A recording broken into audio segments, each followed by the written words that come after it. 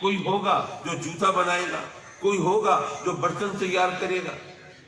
پھر ہم اپنے کام اپنے اپنے ذمے بانٹ لیتے ہیں، مل جل کر رہتے ہیں، ایک باہمی تعاون سے، امداد باہمی کے تحت یہ زندگی آسان ہو جاتی ہے، ہم گزارا کرتے ہیں.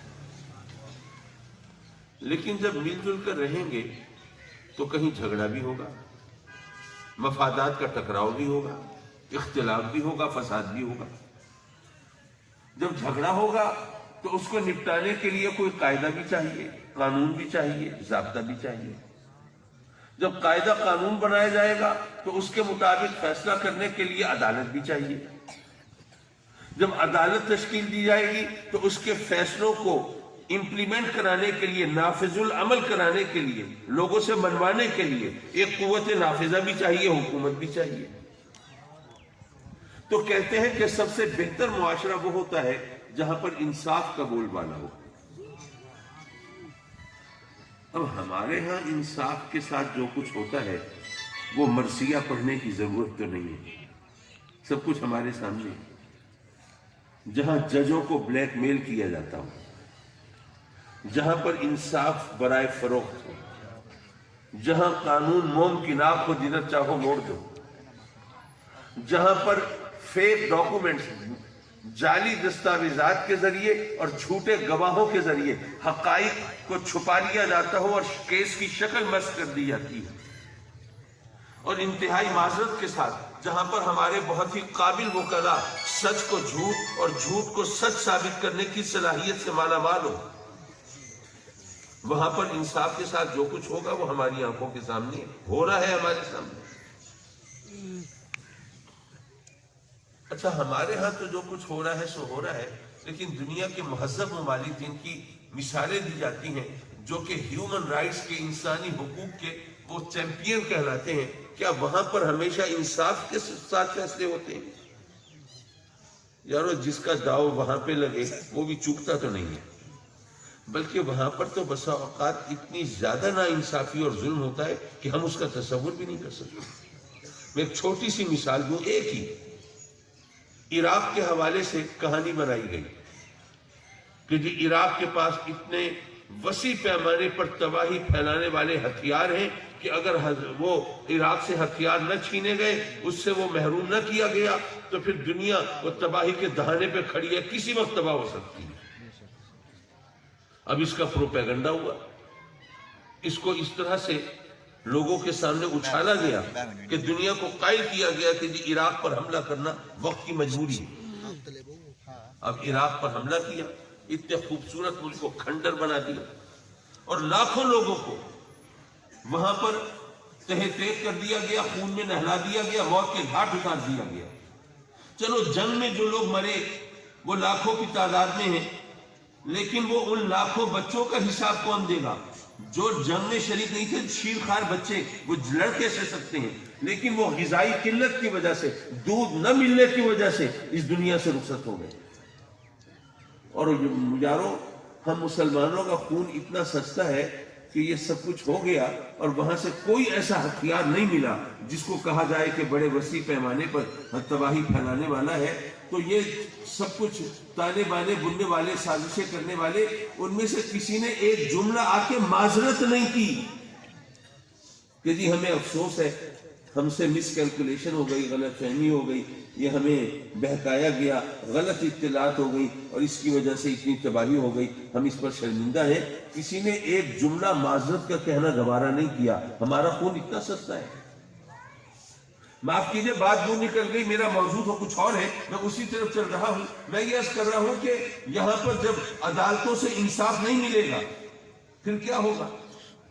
ظاہر ہے کہ آپ نے بھی سنا ہوگا قصے کہانیاں کہ جناب ڈاکو اسی طرح بنتے ہیں. جب عدالت میں گئے وہاں پر بھی وڈیروں کے، سرداروں کے، صاحبان اثر و رسوخ کے اور ارباب اقتدار کے اثر و رسوخ کی وجہ سے، طاقت و اقتدار کی وجہ سے عدالتیں بھی صحیح فیصلے نہیں کر سکیں، وہ مظلوم کی داد رسی نہیں کر سکیں، وہ ظالم کو سزا نہیں دے سکیں، وہ انصاف کا بول بالا نہیں کر سکیں، جس کے نتیجے میں جب مظلوم کے ساتھ مزید ظلم ہوگا، عدالت سے بھی انصاف نہیں ملے گا، تو پھر ایک ریئیکشنری ماحول تو بنے گا نا، رد عمل تو پیدا ہوگا اس کا. لوگ پھر غصے میں آ کے وہ معاشرے کے باغی بن جائیں گے. وہ کہیں گے اگر ہمیں عدالتوں سے انصاف نہیں ملتا تو ہم قانون اپنے ہاتھ میں لیتے ہیں, ہم خود انصاف سے کام لیں گے. میں عرض کروں گا, دوست احباب محبت کرتے ہیں, میں بہت شکر گزار ہوں, لیکن آج کل کے ماحول میں اگر آپ صرف ہاتھ ملانے پر اکتفا کریں اور ہاتھ چومنے سے گریز کریں تو تم ایک بات سن رہے ہو ضیا, سبحان اللہ, ذرا مہربانی کریں ہاتھ چومنے سے اجتناب کریں, ہاتھ نہ چومیں, صرف مصافحہ کر لیں, ہاتھ ملا لیں. آج کل کے ماحول میں اتنا کافی ہے. کوئی مجھے الزام نہ دے, محکمہ صحت کے اہلکار تو آ گئے میرے پاس, جی آپ کورونا پھیلا رہے ہیں. میں حیران پریشان, بھائی ہم کیسے پھیلا رہے ہیں؟ کہنے لگے جی لوگ, آپ محفلوں میں جاتے ہیں, لوگ ہاتھ چومتے ہیں نا آپ کے, تو کوئی کورونا کا مریض ہاتھ چوم کے جاتا ہے, پھر کوئی صحت مند آدمی آ کے ہاتھ چومتا ہے, پھر اس کو لگ جاتا ہے کورونا. تو اس لیے میں آپ کی خاطر کہہ رہا ہوں, تو یہ ذرا تھوڑی سی احتیاط کیجیے. بہت شکریہ. معاف کیجیے, میں یہ عرض کر رہا تھا کہ جب عدالت سے انصاف نہ ملے تو پھر لوگ باغی ہو جاتے ہیں, سرکش ہو جاتے ہیں, پھر قانون کو اپنے ہاتھ میں لے لیتے ہیں, پھر ڈاکو بن جاتے ہیں, دہشت گرد بن جاتے ہیں. یہاں پر مذہب کا کردار شروع ہوتا ہے. مذہب کہتا ہے کہ اگر تمہیں یہاں عدالت سے انصاف نہیں ملا تو بے فکر ہو جاؤ, ایک عدالت اور بھی ہے,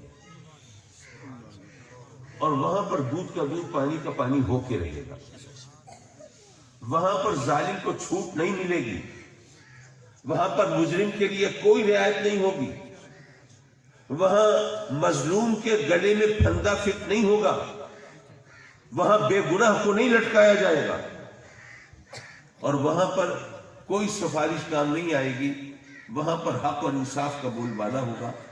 وہ اللہ کی عدالت, اگر تمہیں اس پر بھروسہ ہو تو پھر تم ذرا صبر کرو. تمہیں اگر یہاں پر دنیا کی عدالت سے انصاف نہیں ملا تو تم مظلوم ہو نا, تو مظلوم ہو تو ظالم مت بنو, برائی کا راستہ اختیار نہ کرو. پھر اپنے رب کی بارگاہ میں فریاد کرو اور اس کے انصاف پر بھروسہ کرو. جب اس کی رحمت, اس کے انصاف پر اعتماد کرو گے تو پھر یہ دنیا رہنے کی جگہ ہوگی. یہاں پر وہ تخریب کاری نہیں ہوگی, دہشت گردی نہیں ہوگی, یہاں پر لوگ اس طرح ظالم نہیں بنیں گے, قانون کو ہاتھ میں نہیں لیں گے, وہ سرکشی اختیار نہیں کریں گے, یہاں پر دہشت گردی نہیں کریں گے. اگر دنیا کو رہنے کی جگہ بنانا ہے, یہاں امن و سکون سے رہنا ہے, تو ذرا صبر اور حوصلے سے کام لو. بات ہے یقین کی.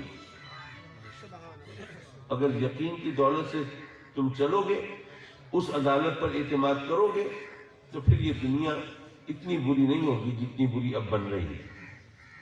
یہ ہمیں مذہب یہ راستہ دکھاتا ہے. لیکن یہاں پر ایک مسلمان کے لیے دو سوال اٹھ کھڑے ہوتے ہیں. جب تک ان سوالوں کے جواب نہ ملے پھر تسلی نہیں ہوتی. وہ سوچتا ہے کہ اگر اس عدالت میں مجرم کو سزا مل کے رہے گی, کوئی رعایت نہیں ہوگی, تو پھر یہ جو مولوی ہمیں کہتے ہیں اللہ سے استغفار کرو, توبہ کرو, معافی مانگو, تو اس کی کیا کہ ہم توبہ کریں نہ کریں, مجرم کو تو سزا مل گئی. تو کیا یہ توبہ, استغفار, یہ سب چیزیں کیا ڈھکوسلے ہیں؟ کیا مولویوں نے اپنی اہمیت بڑھانے کے لیے یا پیٹ پالنے کے لیے یہ طریقے اختیار کیے؟ چکر کیا ہے؟ وہاں تو سزا مل کے رہے گی. اور دوسرا پھر سوال یہ پیدا ہوتا ہے کہ جب وہاں پر کوئی رعایت نہیں ہوگی اور کسی کی سفارش بھی نہیں چلے گی, تو پھر آقا کریم صلی اللہ علیہ وسلم کی شفاعت کا مفہوم کیا ہے؟ جب تک ان دو سوالوں کے جواب نہ ملے اس وقت تک پھر آدمی کی تسلی نہیں ہوتی. میں ذرا اختصار کے ساتھ ان دونوں کو سمیٹنے کی کوشش کروں گا. دیکھیے بات یہ ہے کہ میں یہاں آپ کی خدمت میں حاضر ہوا. فرض کریں آپ میں سے خدا نہ خواستہ میں نے کسی کے ساتھ زیادتی کی ہو, کوئی حق مارا ہو کسی کا, تو مجھے سزا ملنی چاہیے. لیکن جس شخص کا حق میں نے کھایا ہے, کیا خیال ہے آپ کا, اس شخص کو یہ اختیار ہونا چاہیے یا نہیں کہ اگر وہ چاہے تو معاف کر دے, چاہے تو نہ کرے؟ اچھا میں حقیقی اختیار کی بات کرتا ہوں. اختیار تو آج کل بھی دے دیتے ہیں، ہاں بھائی تیرے ساتھ ظلم ہوا، اب چاہے تو معاف کر، چاہے تو بدلہ لے لے، لیکن ساتھ ہی ڈنڈا لے کے کھڑے بھی ہوتے ہیں، کر معاف ورنہ مزہ چکھاتے ہیں تجھے. میں اس اختیار کی بات نہیں کر رہا، میں حقیقی اختیار کی بات کر رہا ہوں. مکمل اختیار ہے. اگر تو نہیں چاہتا معاف کیا جائے تو معافی نہیں ملے گی، یہ تیرا اختیار ہے. اور اگر تو معاف کر دے گا تو یہ تیری مرضی ہے. حضرات مکرم، اگر جس کا حق مارا گیا ہے اس کو یہ اختیار نہ دیا جائے تو پیچیدگیاں ہوں گی، مسائل پیدا ہوں گی. وہ کیسے؟ والدین کا حق مار لیا اولاد نے، اب والدین دوہری مشکل میں. ایک تو ان کا حق اولاد نے مار دیا، وہ محروم ہے. دوسرا ان کی وجہ سے ان کی اولاد کو سزا مل رہی ہے، وہ معاف بھی نہیں کر سکتے. مشکل میں ہوں گے نا والدین. تو اس لیے جس کا حق کوئی مارے اس کو اگر یہ حق دیا جائے کہ وہ چاہے تو معاف کرے چاہے تو نہ کرے تو یہ رحم ہے. اور یاد رکھو کہ رحم ظلم کے خلاف نہیں ہے، ظلم کے خلاف رحم عدل کے خلاف نہیں ہے. عدل کے خلاف ظلم ہے، عدل کے خلاف ظلم ہے، رحم نہیں ہے. یہاں پر ہمیں بتایا گیا کہ یاد رکھو حقوق دو طرح کے ہیں، ایک حقوق اللہ ہے، ایک حقوق العباد ہے. حقوق اللہ وہ اللہ چاہے گا تو معاف فرما دے گا، لیکن حقوق العباد معاف نہیں ہوں گے جب تک وہ بندہ معاف نہ کرے جس کا حق کسی نے مارا ہے. اچھا آج کل ماشاءاللہ ہمارے اسکالرز، ہمارے دانشور، اور پھر ان میں اینکر پرسنز کو بھی شامل کر لیجئے، وہ لوگوں کو پٹی پڑھاتے ہیں کہ حقوق اللہ کی فکر نہ کرو، وہ تو اللہ ہے نا، وہ تو معاف کر ہی دے گا، وہ رحمان ہے، وہ رحیم ہے، تواب ہے، ستار ہے، غفار ہے. اور پھر یہ کہ اس کو کوئی فرق نہیں پڑتا نا، تمام کائنات اس کی بارگاہ میں سجدہ ریز ہو جائے، تابع فرمان ہو جائے، اس کی شان میں کوئی اضافہ نہیں ہوتا. اور تمام کائنات اس سے بھاگ جائے، سجدہ کرنے سے انکار کرے، نافرمانی کرے، حکم دولی کرے، اس کی شان میں کوئی کمی نہیں ہوتی. تو کیونکہ اس کو کوئی فرق نہیں پڑتا اس لیے اس نے اپنا حق تو معاف کر ہی دینا ہے، اس کی فکر نہ کرو، بس حقوق العباد کی فکر کرو. میں عرض کروں گا یہ بھی شیطان کا دھوکہ ہے. ہمارا ایمان ہے اللہ چاہے گا اپنے حقوق معاف کرا دے گا، اس میں کوئی شک نہیں، لیکن وہ چاہے گا تو معاف فرمائے گا، لیکن وہ کیوں چاہے گا؟ اگر ہم اس کی نافرمانی کر کے نادم ہوں گے، شرمندہ ہوں گے، ہمارے دل میں خدا کا خوف پیدا ہوگا، آنکھوں سے اشک ندامت بہیں گے، ہم اس سے معافی کے طلبگار ہوں گے، ہم اس کے در رحمت پر دستک دیں گے، تبھی تو وہ معاف فرمائے گا نا. لیکن اگر ہم اس کی نافرمانی بھی کریں، حکم دولی بھی کریں، اور پھر اس سے معافی بھی نہ مانگے، توبہ بھی نہ کریں، شرمندہ بھی ہوں، اس کا خوف بھی محسوس نہ کریں، اس کی رحمت کی بجائے اس کے قہر و غضب کو دعوت دینے والے کام مسلسل کریں، پھر وہ کیوں معاف کرے گا؟ وہ بے شک اپنے حقوق چاہے گا تو معاف فرمائے گا، لیکن اس کی چاہت کے لیے بھی تو ہمیں کچھ کرنا ہوگا نا. لیکن بہرحال یہ اس نے اعلان کر دیا کہ حقوق اللہ جو ہیں وہ چاہے گا تو معاف فرما دے گا. اس کے ساتھ یہ بھی بتا دیا کہ باقی حقوق چاہوں گا تو معاف کر دوں گا. کسی نے نماز نہیں پڑھی، روزہ نہیں رکھا، کوئی حلال حرام میں گڑبڑ کی، میں چاہوں گا تو معاف کر دوں گا، لیکن ایک حق ایسا ہے جو میں معاف نہیں فرماؤں گا. وہ یہ ہے کہ اگر کسی نے میرے ساتھ شرک کیا، میرے ساتھ کسی کو شریک ٹھہرایا، اس کو معافی نہیں ملے گی. لیکن باقی حقوق میں اگر چاہوں گا تو معاف کر دوں گا. لیکن حقوق العباد اس طرح معاف نہیں ہوں گے. حضرات مکرم یہاں دنیا میں ارباب اقتدار وہ مونچھوں پہ تاؤ دے کے، گردن اکڑا کے، سینہ تان کے کیا کہتے ہیں اپنی بولی میں، تڑی لگاتے پھرتے ہیں. ہم سے کون پوچھ سکتا ہے؟ ہم نے اگر کسی کی زمین دبا لی ہے یا رقم ہتھیا لی ہے یا عورت بھگا لی ہے، ہم سے کون سوال کر سکتا ہے؟ پولیس بھی ہمارے ڈیرے پہ نہیں آ سکتی، M N As, M P As, ministers وہ بھی ہماری خوشنودی کے طلبگار ہوتے ہیں، ہم جو چاہیں سو کریں. اور یہ کمی کمینے، ان کی اوقات کیا ہے، حیثیت کیا ہے، چیختے رہیں، چلاتے رہیں، درخواستیں دیتے رہیں اور جناب فریاد کرتے رہیں، ان کے کون سنتا ہے؟ ہمیں ان کی کیا فکر ہے؟ یہ کمی کمینے کہہ کے جان چھڑانے والے یارو، ان کمی کمینوں کی اوقات وہاں اس عدالت میں پتہ چلے گی کہ کوئی بڑے سے بڑا سردار ہو، وڈیرا ہو، علاقے کا جناب صاحب اقتدار ہو، کوئی منسٹر ہو، کوئی ایم این اے، ایم پی ہو، وزیر اعظم ہو، صدر ہو، شہنشاہ وقت ہو، اس کو بھی معافی نہیں ملے گی جب تک کہ وہ بندہ معاف نہ کرے جس کا حق مارا ہے. اور وہ کیوں معاف کرے گا؟ اس کے ساتھ کوئی مربت کا محبت کا رشتہ رکھا ہوگا تبھی معاف کرے گا نا، وہ خامخواہ کیوں کرے گا؟ یہاں پہ صرف ایک حدیث، اس پر مختصر سی گفتگو اور اجازت۔ میرے آقا کریم صلی اللہ علیہ وسلم فرماتے ہیں اپنے صحابہ کرام سے، اور صحابہ کرام آپ جانتے ہیں کہ ان میں مور دین 99% تو عرب لوگ ہیں، اور عرب لوگ وہ ہیں جن کو اپنی زبان دانی پہ ناز ہے، قادر الکلام ہونے پہ فخر ہے۔ وہ باقی دنیا کو عجم کہتے ہیں، گنگا، اور کہتے ہیں کہ زبان کی نزاکتیں، لطافتیں، باریکیاں وہ ہم ہی سمجھتے ہیں، زبان پر عبور تو ہمیں حاصل ہے۔ ان عرب لوگوں کے سامنے میرے آقا کریم فرماتے ہیں تمہیں پتہ ہے مفلس کسے کہتے ہیں؟ اب وہ صحابہ کرام ظاہر ہے زبان پر عبور رکھنے والے، وہ سمجھ جاتے ہیں کہ کسی لفظ کا مطلب بتانا مقصود نہیں ہے، کوئی سبق سکھانا مقصود ہے۔ عرض کرتے ہیں آقا آپ فرمائیے۔ سرکار فرماتے ہیں جب قیامت کا دن ہوگا، محشر برپا ہوگا، اور ہم جب قبروں سے اٹھائے جائیں گے، آپ کو پتہ ہے نا ہم سب قیامت کے دن قبروں سے اٹھائے جائیں گے، اور پھر نامہ اعمال دیا جائے گا، کسی کے سیدھے ہاتھ میں، کسی کے الٹے ہاتھ میں۔ اور یہ بھی آپ نے سنا ہوگا جس کے سیدھے ہاتھ میں نامہ اعمال دیا جائے گا، یہ اس کے لیے نوید ہوگی، خوشخبری ہوگی، اللہ کی رحمت کی، بخشش کی، مغفرت کی، جنت کی۔ اور جس کے الٹے ہاتھ میں دیا جائے گا یہ اس کے لیے وعید ہوگی، بدخبری ہوگی، اللہ کے قہر کی، غضب کی، عذاب کی، جہنم کی۔ یہ خوف کا مقام ہے۔ اور یہاں میں نصیحت کے طور پر عام طور پر ایک بات کہہ دیا کرتا ہوں، وہ بھی دہراتا چلوں۔ آپ کو پتہ ہے نا کوئی چیز لینی ہو یا دینی ہو تو اس کے لیے سیدھا ہاتھ استعمال کرنا سنت طریقہ ہے، معلوم ہے نا آپ کو؟ اگر ہم آقا کریم صلی اللہ علیہ وسلم کی سنتوں پر عمل کرنے کے عادی ہوں تو کیا خبر شاید ایسا ہو جائے، میں فتویٰ نہیں دے رہا، میں صرف ایک امکانی بات کر رہا ہوں، ممکن ہے ایسا ہو جائے کہ فرشتے قیامت کے دن نامہ اعمال دینے آئے، ہماری عادت ہو ہم عادتاً سیدھا ہاتھ بڑھا دیں اور وہ سیدھے ہی ہاتھ میں نامہ اعمال پکڑا دیں، اور آقا کریم صلی اللہ علیہ وسلم کی ایک سنت پر عمل کے صدقے میں قیامت کے دن کوئی بخشش کی صورت بن جائے۔ کیا پتہ ایسا ہو جائے؟